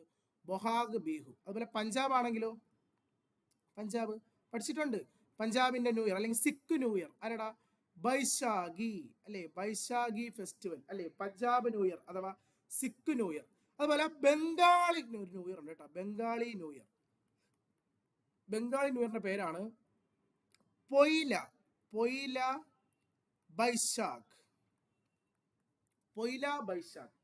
ബൈശാഖ് ആണ് ആര്? ബംഗാളി ന്യൂ ഇയർ എന്ന് പറയുന്നത്. ബംഗാളിന്റെ ന്യൂ ഇയർ ഏതാണ്? പൊയില ബൈശാഖ്. അതുപോലെ മറാത്തി ന്യൂ ഇയർ ഉണ്ട് കേട്ടോ. മറാത്തി ന്യൂ ഇയർ ഇതൊരു PYQ ആണ്. ഈ ക്വസ്റ്റ്യൻ ചോദിക്കാൻ നല്ല ചാൻസ് ഉണ്ട് കേട്ടോ. മറാത്തി ന്യൂ ഇയർ എന്നറിയാമോ? ഗുഡി പഡ്വ. ഇത് ചോദിക്കും കേട്ടോ. ഈ ഗുഡി പഡ്വ പ്രീവിയസ് ക്വസ്റ്റ്യൻ ഞാൻ കണ്ടിട്ടുണ്ട്. ഗുഡി പഡ്വ ഏത് സ്റ്റേറ്റിലെ ഫെസ്റ്റിവൽ ആണ് കേട്ടോ? മഹാരാഷ്ട്രയിലെ മറാത്തി ന്യൂ ഇയർ ആയി ആഘോഷിക്കുന്ന ഒരു ഫെസ്റ്റിവൽ ആണ് ഇത് ഗുഡി പഡ്വ കേട്ടോ. ഗുഡി പഡ്വ. അതുപോലെ ഇതും ഒരു ന്യൂ ഇയർ ആണ് കേട്ടോ. ലോസോങ് നമ്മുടെ സിക്കിം ന്യൂ ഇയർ എന്ന് പറയും. സിക്കിമിന്റെ ന്യൂ ഇയർ കേട്ടോ. നമ്മുടെ ലോസർ പോലെ ടിബറ്റൻ ന്യൂ ഇയർ ആയ ലോസർ പോലെ വരുന്ന മറ്റൊരു ന്യൂ ഇയർ ആണ് ഇത് നമ്മുടെ ഈ പറയുന്ന എന്താണ് ലോസോങ് എന്ന് പറയുന്നത്. ലോസോങ് എവിടത്തെയാണ്? സിക്കിമിന്റെ ന്യൂ ഇയർ കേട്ടോ. ഇതൊക്കെ പഠിച്ചു വെച്ചോട്ടോ. തെലുങ്ക് ന്യൂ ഇയർ ഏതാ? Telugu new year Ugadi. Kerala new year ഏതാ? Kerala new year Vishu. Bestu Varas Gujarati new year. Losar Tibetan new year. ആസാമിൽ ഏത് ബിഹു? ബൊഹാഗ് ബിഹു ആസാം. ബൈശാഖി പഞ്ചാബ്. പൊയില ബൈശാഖ് ബംഗാളി. ഗുഡി പഡ്വ ഇവിടുത്തെ മറാത്തി ന്യൂ ഇയർ എന്ന് അറിയപ്പെടുന്നു. ഓക്കെ, അല്ല ചോദ്യം ഉറപ്പായിട്ട് ഇവിടെ ഒരു ക്വസ്റ്റ്യൻ കാണും. ഈ ന്യൂ ഇയർ കൃത്യമായി പഠിച്ചു വെച്ചോ, നോട്ട് ഉണ്ടാക്കി പഠിച്ചോ, കറക്റ്റായിട്ട് ഒരു ക്വസ്റ്റ്യൻ ചോദിക്കാൻ ചാൻസ് ഉണ്ട്. അടുത്ത question, who among the following Greek ruler sent Megasthenes to the court of Chandragupta Maurya?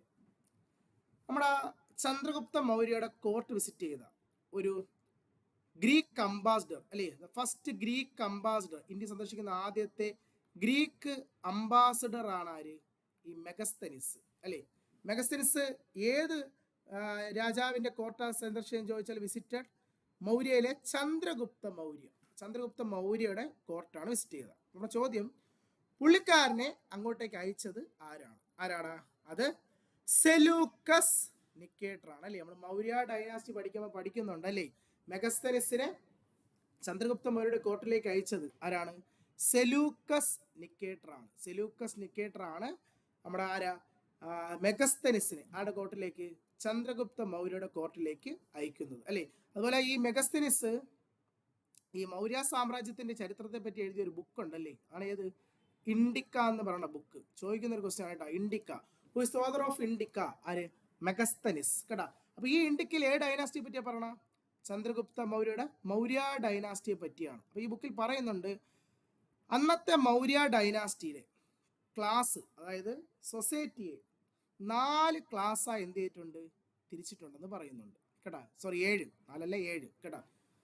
അന്നത്തെ മൗര്യ വംശത്തിന്റെ, മൗര്യ സാമ്രാജ്യത്തിന്റെ സൊസൈറ്റിയെ എത്ര ക്ലാസ്സായി?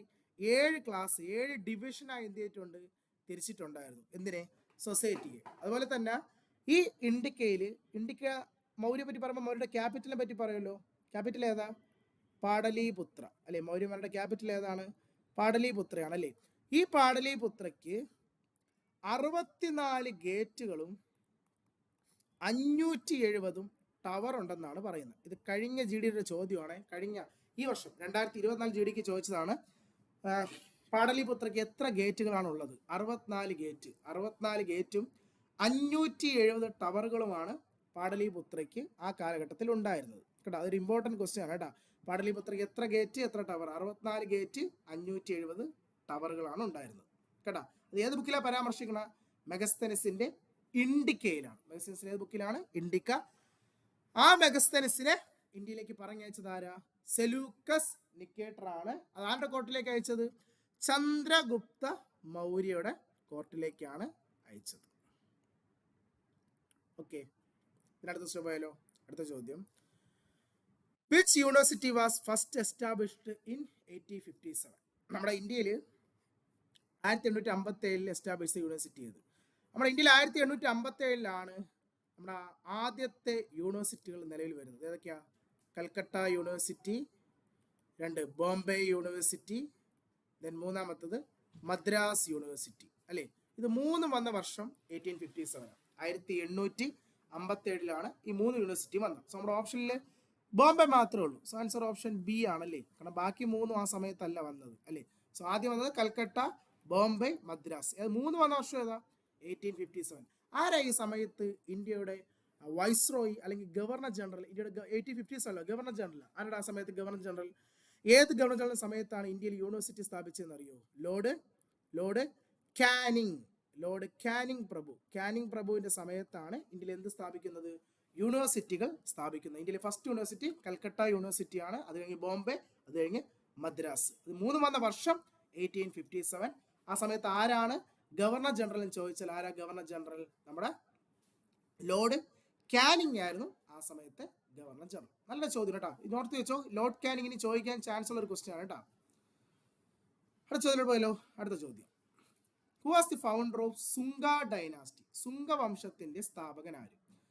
യെസ്, നമ്മളെ ഡൈനാസ്റ്റികൾ സ്ഥിരമായി ചോദിക്കുന്ന ഒരു പാറ്റേൺ ആണ് ഈ ഫൗണ്ടർ, ക്യാപിറ്റൽ. നിങ്ങൾ എക്സാമിന് പോകുന്നതിന് മുമ്പ് എല്ലാ ഡൈനാസ്റ്റികളുടെയും സ്ഥാപകൻ, ഫൗണ്ടർ ആര്, ക്യാപിറ്റൽ എവിടെയാണെന്ന് എന്ത് ചെയ്യുക? പഠിച്ചിട്ട് പോവുക. എക്സാം പോയിന്റ് ഓഫ് വ്യൂ ചോദിക്കുന്ന ഒരു ക്വസ്റ്റ്യൻ ആണ്. സോ സുംഗ ഡൈനാസ്റ്റിയുടെ സ്ഥാപകൻ ആര്? സുംഗ ഡൈനാസ്റ്റിയുടെ സ്ഥാപകനാണ് നമ്മുടെ പുഷ്യമിത്ര സുംഗ എന്ന് പറയും. ആരാടാ? പുഷ്യമിത്ര സുംഗയാണ് സുംഗ വംശത്തിന്റെ എന്തെന്ന് പറയുന്നത്? സ്ഥാപകൻ എന്ന് പറയുന്നത് കേട്ടോ. വളരെ ഇമ്പോർട്ടൻ്റ് ആണ്. സുംഗ വംശത്തിന്റെ സ്ഥാപകൻ ആരാടാ? പുഷ്യമിത്ര സുംഗ എന്ന് പറയും. അതുപോലെ കേട്ടോ എല്ലാ ഡൈനാസ്റ്റി കേട്ടോ. ഇതുപോലെ ചോദിക്കും കൻവ ആരെന്നറിയോ? വേറെ ഡൈനാസ്റ്റിയാണ് കൻവ ഡൈനാസ്റ്റി. ഫൗണ്ടർ ആരെന്നറിയോ? വാസുദേവ കൻവ എന്ന് പറയും. കൻവ ഡൈനാസ്റ്റിയുടെ ഫൗണ്ടർ ആരാണ്? വാസുദേവ കൻവ. അതുപോലെ കുഷൻ ഡൈനാസ്റ്റി ഫൗണ്ടർ ആരെന്നറിയോ? കുഷൻ ഡൈനാസ്റ്റി കജുല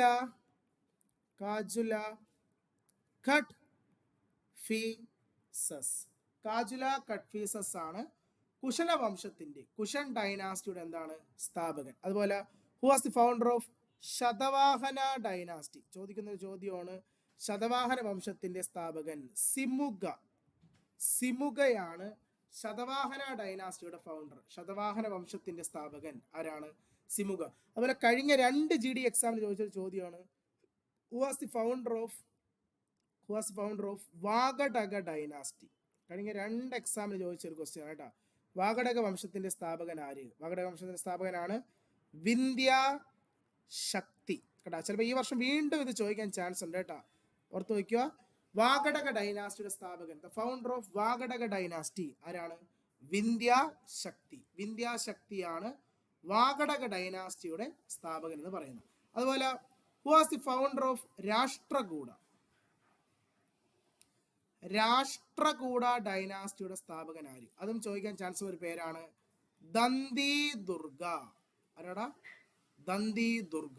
ദന്തി ദുർഗയാണ് രാഷ്ട്രകൂട വംശത്തിന്റെ സ്ഥാപകൻ എന്ന് പറയുന്നത്. സോ നോട്ട് ചെയ്ത് വെച്ചോ, എക്സാം പോയിന്റ് ഓഫ് വ്യൂ ചോദിക്കുന്ന ക്വസ്റ്റ്യൻസ് ആണ് ഈ ഡൈനാസ്റ്റിയും അതിന്റെ ഫൗണ്ടേഴ്സും. ഓക്കെ, സോ ഇത് കൃത്യമായി പഠിച്ചിരിക്കുക, എക്സാം പോയിന്റ് ഓഫ് വ്യൂ എന്ത് ചെയ്യും? ചോദിക്കും. അടുത്ത ക്വസ്റ്റ്യൻ പോയാലോ? അടുത്ത ചോദ്യം, who was the founder of Grameen bank of Bangladesh? അവിടെ ബംഗ്ലാദേശിലെ ഗ്രാമീൺ ബാങ്കിന്റെ സ്ഥാപകൻ ആരെന്നാണ് നമ്മുടെ ചോദ്യം. സോ ബംഗ്ലാദേശിൽ ഗ്രാമീൺ ബാങ്ക് ആരംഭിച്ച വർഷം 1984. ഏത് വർഷോടെ? 1984 ധാക്കയിലാണ്, ബംഗ്ലാദേശിന്റെ ഇന്നത്തെ ക്യാപിറ്റലായ ധാക്കയിലാണ് ഈ ഗ്രാമീൺ ബാങ്ക് വരുന്നത്. ഏത് വർഷം?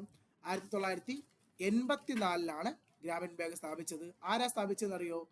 മുഹമ്മദ് യൂനസ്. ആരാണ്? മുഹമ്മദ് യൂനസ് ആണ് സ്ഥാപിച്ചത്. ആരാണ്? മുഹമ്മദ് യൂനസ്. മുഹമ്മദ് യൂനസ് ആണ് എന്ത് സ്ഥാപിച്ചത്? നമ്മുടെ ബംഗ്ലാദേശിലെ ഗ്രാമീൺ ബാങ്ക് സ്ഥാപിച്ചത്. ഏത് വർഷം? 1984. അടുത്ത ചോദ്യം, the south Asian games was held in the year? ഏത് വർഷമാണ് ആദ്യത്തെ സൗത്ത് ഏഷ്യൻ ഗെയിംസ് ആരംഭിച്ചത്? South Asian games, SAF. ഏത് വർഷോടാ സൗത്ത് ഏഷ്യൻ ഗെയിംസ് ആരംഭിച്ച വർഷം? അറിയോ? ഏത് വർഷമാണ് സൗത്ത് ഏഷ്യൻ ഗെയിംസ്?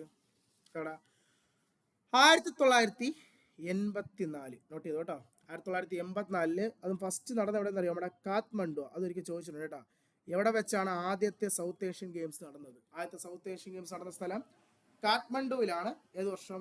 1984 ആദ്യത്തെ സൗത്ത് ഏഷ്യൻ ഗെയിംസ് നടന്നത് കാഠ്മണ്ഡുവിൽ വെച്ച്. 2 വർഷം കൂടുമ്പോൾ, രണ്ട് വർഷം കേട്ടോ, 2 വർഷങ്ങൾ കൂടുമ്പോൾ നടക്കുന്ന ഇത് ഇവന്റ് ആണ് ഏത്? സൗത്ത് ഏഷ്യൻ ഗെയിംസ് എന്ന് പറയുന്നത്. സൗത്ത് ഏഷ്യൻ മെയിനായിട്ടും 7 രാജ്യങ്ങളാണ് ഇതിൽ പങ്കെടുക്കുന്നത്. അങ്ങനെ ഒരു ക്വസ്റ്റ്യൻ ചോദിക്കട്ടെ, സൗത്ത് ഏഷ്യൻ ഗെയിംസിൽ പങ്കെടുക്കുന്ന രാജ്യങ്ങൾ ആരൊക്കെയാണ്? ആരൊക്കെയാണെന്നടാ? ഒന്ന് നമ്മുടെ ഇന്ത്യ, അതുപോലെ ഒന്ന് പാകിസ്ഥാൻ, നമ്മുടെ ശ്രീലങ്ക, നേപ്പാള്, ഭൂട്ടാൻ, ബംഗ്ലാദേശ്. ഇപ്പൊ എത്ര? 6. മാൽദീവ്സ്. അത് ഇന്ത്യയുടെ അയൽ രാജ്യങ്ങളാണ്. ഇന്ത്യയും ഇന്ത്യയുടെ അയൽ രാജ്യം. അതിൽ ചൈനയുമില്ല, ആരുമില്ല, ചൈനയുമില്ല, മ്യാൻമറും ഇല്ല, അഫ്ഗാനിസ്ഥാനും ഇല്ല. ഇവർ 3 പേരും ഇല്ല. കാരണം ഇന്ത്യക്ക് എത്ര അയൽ രാജ്യമുണ്ട്? 9 അയൽ രാജ്യം. അതിൽ ചൈനയും മ്യാൻമറും അഫ്ഗാനിസ്ഥാനും ഇല്ല. ബാക്കി എല്ലാവരും ഉണ്ട്. ബാക്കി 7 രാജ്യങ്ങൾ തമ്മിൽ എന്താണ് നടക്കുന്ന ഒരു ഇവന്റ് ആണ് ഏത്? ഈ സൗത്ത് ഏഷ്യൻ ഗെയിംസ് എന്ന് പറയുന്നത്. കേട്ടോ, അത് 2 വർഷം കൂടെ നടക്കുന്നത്.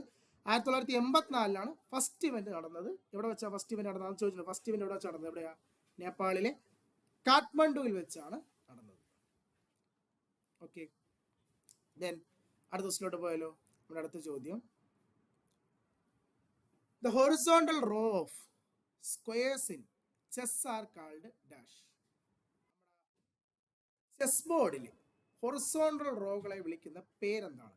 ആക്ച്വലി ചെസ് ബോർഡിൽ എത്ര കോളം ഉണ്ടെന്നറിയോ? ഇത് എത്ര മീൻസ് എത്ര ഇതുണ്ട് മീൻസ് എത്ര ട്രാക്ക് ഉണ്ട്? ഇത് ഓവറോൾ എത്ര ഇതുണ്ടാ? ഓവറോള് 64 എന്താണ് ട്രാക്കാണ് പറഞ്ഞത്. 64 ഇതുണ്ട്. അതിൽ 8 എന്താണ് റോയും 8 കോളവും വരും അല്ലെ? 8 റോയും 8 കോളം, മൊത്തം എത്ര? 8 × 8 64. സോ 64 എന്തുണ്ട്? കോളം ഇതിൻ്റെ അകത്ത് പറഞ്ഞുണ്ട് അല്ലേ? 8 റോയും 8 കോളം വെച്ച്. ഇനി ഇതിൽ ചോദ്യം, ഇതിൽ ഈ ഹൊറിസോണ്ടൽ റോസിനെ ഒരു പേര് വിളിക്കും. ഹൊറിസോണ്ടൽ റോസിന് വിളിക്കുന്ന പേര് ആണ് നമ്മുടെ ചോദ്യം. ഇതിൽ ഓരോ റോയും വിളിക്കുന്ന പേരാണ് റാങ്ക് എന്ന് പറയും. എന്താണ്? റാങ്ക്സ് കേട്ടോ. ഒരു ചെസ് ബോർഡിലെ ഹൊറിസോണ്ടൽ റോസിനെ വിളിക്കുന്ന പേര് എന്താണെന്ന് ചോദിച്ചാൽ എന്താണ്? റാങ്ക്സ് എന്നാണ്. അതുപോലെ ഒരു ചെസ് ബോർഡിലെ വെർട്ടിക്കൽ എന്താണ് സ്ക്വയേഴ്സിന് വിളിക്കുന്ന പേര്? വെർട്ടിക്കൽ എന്ന് വിളിക്കുന്ന പേരാണ് ഫൈൽസ് കേട്ടാ, ഫൈൽസ് കേട്ടാ. ഹൊറിസോണ്ടൽ ആണ് എന്താണ് റോസും, വെർട്ടിക്കൽ എന്താണ് സ്ക്വയേഴ്സ് വിളിക്കുന്ന പേര് എന്താണ് ഫൈൽസുമാണ് കേട്ടാ. ഇത് ചോദിച്ചത് എന്താണ് ഹൊറിസോണ്ടൽ ആയതുകൊണ്ട് എന്താണ് റാങ്ക് എന്ന് പറയാം, വെർട്ടിക്കൽ ആയിരുന്നെങ്കിൽ നമുക്ക് ഏത് പറയാമായിരുന്നു ഫൈൽസ് എന്ന് പറയാം. അങ്ങനെ മൊത്തം എത്ര കോളം ഉണ്ട് ഒരു ചെസ് ബോർഡിൽ 64 കോളങ്ങളുണ്ട്. ഓക്കെ, അടുത്ത ചോദ്യം, which of the following is not related with the primary sector of economy? നമ്മുടെ ഇന്ത്യൻ എക്കോണമിയെ മൂന്നായി എന്ത് ചെയ്തിട്ടുണ്ട് തിരിച്ചിട്ടുണ്ട്, അത് 3 സെക്ടറായിട്ട് എന്ത് ചെയ്തിട്ടുണ്ട് തിരിച്ചിട്ടുണ്ട്. ഏതൊക്കെ സെക്ടറാണ്, ഏതൊക്കെയാ? Primary, secondary, tertiary. ഇങ്ങോട്ട് ഞാൻ ഒരു മാപ്പ് ഒരു ടേബിൾ തന്നെ തന്നിട്ടുണ്ടല്ലേ. ഇങ്ങനെ 3 സെക്ടർ ഏതൊക്കെ? Primary sector, secondary sector, then tertiary trucks. ഇങ്ങനെ 3 സെറ്റായി തിരിച്ചിട്ടുണ്ട്. ഇതിൽ ഫസ്റ്റ് പ്രൈമറി എന്ന് പറഞ്ഞാൽ പ്രൈമറി, ആദ്യത്തേത് പ്രൈമറി സെക്ടറാണ്. എന്താ പ്രൈമറി സെക്ടർ എന്ന് വെച്ചാൽ നമ്മുടെ നാച്ചുറലിൽ നിന്നും എക്സ്ട്രാക്ട് ചെയ്തെടുക്കുന്ന റോ മെറ്റീരിയൽസിനെ പറയുന്നതാണ്, മെറ്റീരിയൽസ് വരുന്ന കാര്യങ്ങൾ വരുന്നതാണ് പ്രൈമറി സെക്ടർ കേട്ടോ. അതായത് ഇവിടെ നിന്നാണ് നാച്ചുറലിൽ നിന്നും എക്സ്ട്രാക്ട് ചെയ്തെടുക്കുന്ന എന്താണ് റോ മെറ്റീരിയൽസ് കേട്ടോ. നാച്ചുറലിൽ നിന്നും എക്സ്ട്രാക്ട് എടുക്കുന്ന റോ മെറ്റീരിയൽസിന് കടങ്ങുന്ന സംഭവങ്ങളെ പറഞ്ഞ പേരാണ് എന്ത് പ്രൈമറി സെക്ടർ. ഒരു എക്സാമ്പിൾ അഗ്രികൾച്ചർ, കൃഷി, ദെൻ ഫിഷിംഗ് മത്സ്യബന്ധനം, ഡയറി, ഫോറസ്ട്രി കേട്ടോ. ഇതൊക്കെ എന്താണ്, ഇതൊക്കെ അതാണ് പ്രൈമറി സെക്ടർ. മൈനിങ്, നമ്മുടെ മൈനിങ് ഒക്കെ ഉണ്ടല്ലോ, മൈനിങ്, ഇതെല്ലാം എന്താണ് പ്രൈമറി സെക്ടറാണ് കേട്ടോ. സോ എക്സാമ്പിൾ പഠിക്കുക, agriculture, fishing, dairy, forestry, mining, ഇതെല്ലാം എന്താണ് പ്രൈമറി സെക്ടറിൽ വരുന്നതാണ്, പ്രൈമറി സെക്ടർ. അപ്പം നമ്മുടെ ഇപ്പോൾ ഈ ക്വസ്റ്റ്യൻ എന്താണെന്ന് പറഞ്ഞാൽ which of the following not related to primary sector. Forestry ഉണ്ടോ ഇവിടെ? ഉണ്ടല്ലേ. Diary primary സെക്ടറാണ്. ബാങ്കിങ് ഉണ്ടോ? ഇല്ല. ഫിഷിംഗ് ഉണ്ട്. സോ ആൻസർ ഏതാ? ആൻസർ ബാങ്കിങ് ആണ്. ബാങ്ക് എന്തിൽ വരുന്നതല്ല? പ്രൈമറി സെക്ടറിൽ വരുന്നതല്ല. കാരണം പ്രൈമറി സെക്ടറിൽ വരുന്നത് എന്താണ് നാച്ചുറലി എന്താണ് റോ മെറ്റീരിയൽസ് എടുക്കുന്ന സാധനങ്ങളാണ് പ്രൈമറി സെക്ടർ അല്ലേ. ഇനി സെക്കൻഡറി എന്താണെന്ന് വെച്ചാൽ സെക്കൻഡറി സെക്ടർ വെച്ചാൽ നമ്മൾ ഈ എടുത്ത് വെച്ചിരിക്കുന്ന റോ മെറ്റീരിയൽസ് ഇല്ലേ, അത് പ്രൈമറി സെക്ടർ നമ്മൾ എടുത്ത് വെച്ചിരിക്കുന്ന റോ മെറ്റീരിയൽസ് ഒരു ഫിനിഷ്ഡ് ഗുഡ്സ് ആയിട്ട്, ഒരു ഫിനിഷ് ചെയ്ത വസ്തുവായിട്ട് മാറ്റുമ്പോൾ, അല്ലെങ്കിൽ ആ മാറ്റുന്ന പ്രോസസ്സ് കേട്ടോ, അല്ലെങ്കിൽ ആ കൺസ്ട്രക്ഷൻ, അതിനെ വിളിക്കുന്ന ആ ഭാഗങ്ങൾ വിളിക്കുന്ന ഭാഗമാണ് ഇത് സെക്കൻഡറി സെക്ടർ എന്ന് പറയുന്നത് കേട്ടോ. നമ്മൾ ഈ എടുത്തിരിക്കുന്ന റോ മെറ്റീരിയൽസ് എന്തായി എടുക്കുന്നത്, അതിൻ്റെ ഒരു ഫിനിഷിങ്ങിലേക്ക് എത്തിക്കാൻ വേണ്ടിയുള്ള പ്രോസസ്സ്, അല്ലെങ്കിൽ അതിൻ്റെ ഒരു മാനുഫാക്ചറിങ് പീരീഡുമായി ബന്ധപ്പെട്ട സാധനങ്ങളാണ് ഇത് സെക്കൻഡറി സെക്ടർ എന്ന് പറയുന്നത്. ഒരു എക്സാമ്പിൾ നോക്കിയാണെങ്കിൽ ഏതാണ് എക്സാമ്പിൾ? നമ്മുടെ കൺസ്ട്രക്ഷൻ അല്ലേ, അതുപോലെ അല്ലെങ്കിൽ മാനുഫാക്ചറിങ് അല്ലെ, അതിൽ ഇൻഡസ്ട്രീസ്, ഇതെല്ലാം എന്താണ് സെക്കൻഡറി സെക്ടറിൽ വരുന്നതാണ് കേട്ടോ. നമ്മുടെ ഇപ്പം ഇങ്ങനെ ഓർത്താൽ മതി, കൺസ്ട്രക്ഷൻ അത് ഉണ്ടാക്കിയെടുക്കുന്ന ആ ഒരു പ്രോസസ്സ്, മാനുഫാക്ചറിങ്, കൺസ്ട്രക്ഷൻ, ഇൻഡസ്ട്രീസ്, ഇതൊക്കെ ഉണ്ടാക്കുന്നതിൽ ഉണ്ടാക്കുന്ന ആ പീരീഡിനെ വിളിക്കുന്ന പേരാണ് എന്ത് സെക്കൻഡറി സെക്ടർ എന്ന് പറയുന്നത്.